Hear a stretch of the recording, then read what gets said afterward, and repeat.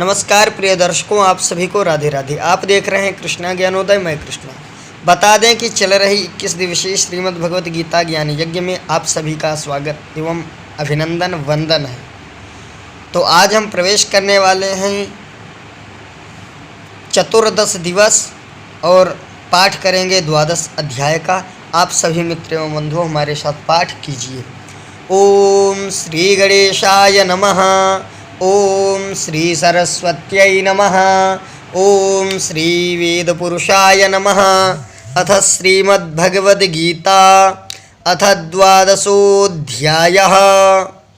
अर्जुन उवाच एवं सततयुक्ता ये भक्तास्त्वां पर्युपासते ये चाप्यक्षरमव्यक्तं तेषां के योगवित्तमाः। अर्जुन बोले, जो अनन्य प्रेमी भक्तजन पूर्वोक्त प्रकार से निरंतर आपके भजन ध्यान में लगे रहकर आप सगुण रूप परमेश्वर को और दूसरे जो केवल अविनाशी सच्चिदानंद घन निराकार ब्रह्म को ही अति श्रेष्ठ भाव से भजते हैं, उन दोनों प्रकार के उपासकों में अति उत्तम योगवेत्ता कौन है। श्री भगवान उवाच मय्यावेश्य मनो ये मां नित्ययुक्ता उपासते श्रद्धया परयोपेतास्ते मे युक्ततमा मताः।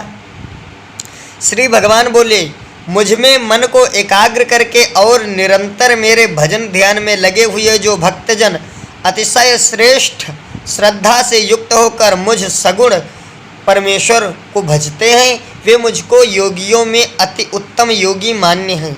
ये त्वक्षरमनिर्देश्यम अव्यक्तं पर्युपासते सर्वत्र गमचिन्त्यं च कूटस्थमचलं ध्रुवम् संयम्येन्द्रियग्रामं सर्वत्र समबुद्धयः ते प्राप्नुवन्ति मामेव सर्वभूतहिते रताः।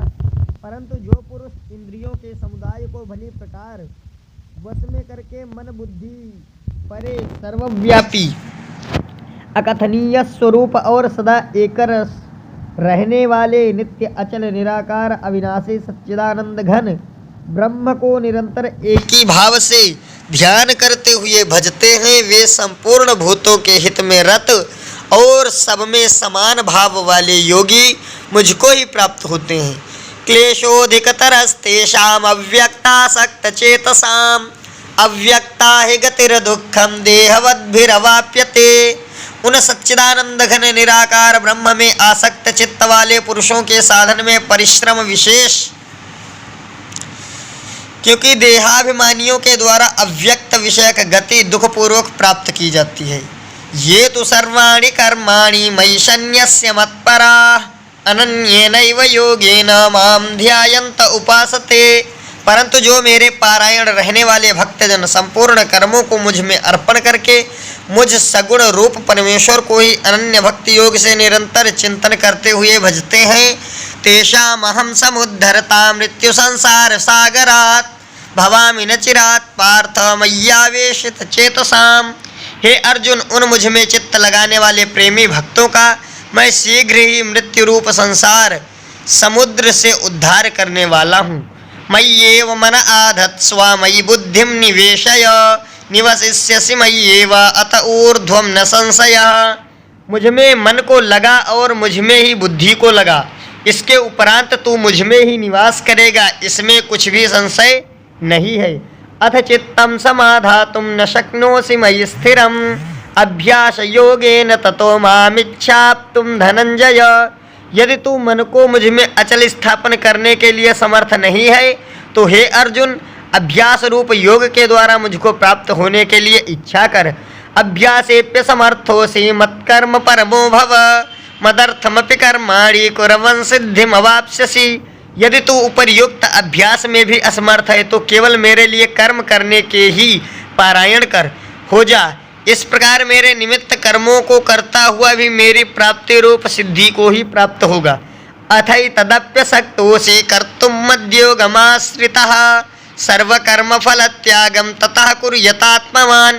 यदि मेरी प्राप्ति रूप योग के आश्रित होकर उपरयुक्त भगवान के नाम और गुण का श्रवण कीर्तन मनन तथा श्वास के द्वारा जप और भगवत प्राप्ति विषयक शास्त्रों का पठन पाठन इत्यादि चेष्टाएं भगवत प्राप्ति के लिए बारंबार करने का नाम अभ्यास है। स्वार्थ को त्याग कर तथा परमेश्वर को ही परम आश्रय और परम गति समझकर निष्काम प्रेम भाव से सती शिरोमणि पतिव्रता स्त्री की भांति मन, वाणी और शरीर द्वारा परमेश्वर के लिए यज्ञ, दान और तपादि संपूर्ण कर्तव्य कर्मों के नाम का करने का नाम भगवद अर्थ कर्म करने के कारण पारायण होना है। साधन को करने में तू असमर्थ है तो मन, बुद्धि आदि पर विजय प्राप्त करने वाला होकर सब कर्मों का फल त्याग कर। श्रेयो हि ज्ञानम अभ्यासात् ज्ञानात् ध्यानं विशिष्यते, ध्यानात् कर्मफल त्यागात् शान्तिरनन्तरम्। मर्म को न जानकर किए हुए अभ्यास से ज्ञान श्रेष्ठ है, ज्ञान से मुझ परमेश्वर के स्वरूप का ध्यान श्रेष्ठ है, और ध्यान से भी सब कर्मों का फल त्याग श्रेष्ठ है, क्योंकि त्याग से तत्काल ही परम शांति होती है। अद्वेष्टा सर्वभूतानां मैत्रः करुण एव च, निर्ममो निरहंकारः समदुःखः सुखक्षमी, संतुष्टः सततं योगी यतात्मा दृढनिश्चयः, मय्यर्पितमनो बुद्धिर्यो मद्भक्तः समे प्रियः।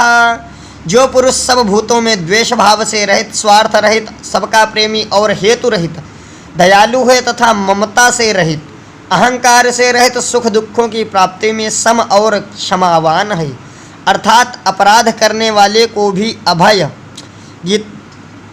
देने वाला है, तथा जो योगी निरंतर संतुष्ट है, मन इंद्रियों सहित शरीर को वश में किए हुए है और मुझ में दृढ़ निश्चय वाला है, वह मुझ में अर्पण किए हुए मन बुद्धि वाला मेरा भक्त मुझको प्रिय है। यस्मान्नो द्विजते लोको लोकान्नो द्विजते च यः, हर्षामर्ष भयोद्वैगैर्मुक्तो यः सच में प्रियः। जिससे कोई भी जीव उद्वेग को प्राप्त नहीं होता है और जो स्वयं भी किसी जीव से उद्वेग को प्राप्त नहीं होता, तथा जो हर्ष, अमर्ष, भय और उद्वेगादि से रहित है, वह भक्त मुझको प्रिय है। अनपेक्षः शुचिर्दक्षः उदासीनो गतव्यथः, सर्वारंभ परित्यागी यो मद्भक्तः समे प्रियः। जो पुरुष आकांक्षा से रहित, बाहर भीतर से शुद्ध, चतुर, पक्षपात से रहित और दुखों से छूटा हुआ है, वह सब आरंभों का त्यागी मेरा भक्त मुझको प्रिय है। यो न हृष्यति न द्वेष्टि न शोचति न कांक्षति, शुभाशुभ परित्यागी भक्तिमान्यः समे प्रियः। जो न कभी हर्षित होता है, न द्वेष करता है, न शोक करता, न कामना करता हुआ, तथा जो और अशुभ संपूर्ण कर्मों का त्यागी है, वह भक्ति युक्त पुरुष मुझको प्रिय है। समः शत्रौ च मित्रे च तथा मानापमानयोः, शीतोष्ण सुख दुखेषु समः संग विवर्जितः। जो शत्रु मित्र में और मान अपमान में सम है, तथा सर्दी गर्मी और दुख दुखादि द्वंद्वों में सम है और आसक्ति से रहित है। तुल्य निंदास्तुतिर्मौनी संतुष्टो येन केनचित्, अनिकेत स्थिर मतिर्भक्तिमान में प्रियो नरः।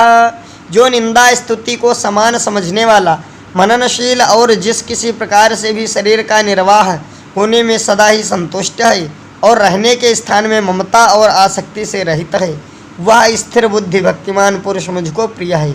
ये तो धर्म्यामृतमिदं यथोक्तं पर्युपासते, श्रद्धाना मत्परमा भक्तास्तेति वमे प्रियः।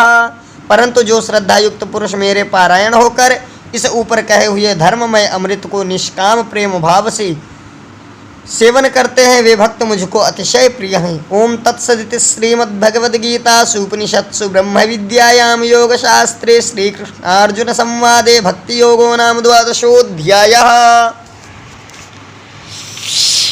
नमस्कार प्रिय दर्शकों, इस प्रकार से हमारी श्रीमद् भगवद गीता का 12वां अध्याय संपन्न हुआ। आप सभी मित्र एवं बंधु अपने इष्ट मित्रों के साथ जुड़े रहिए और फिर हम आगे अन्य कक्षाओं को प्रारंभ करते रहेंगे। आप सभी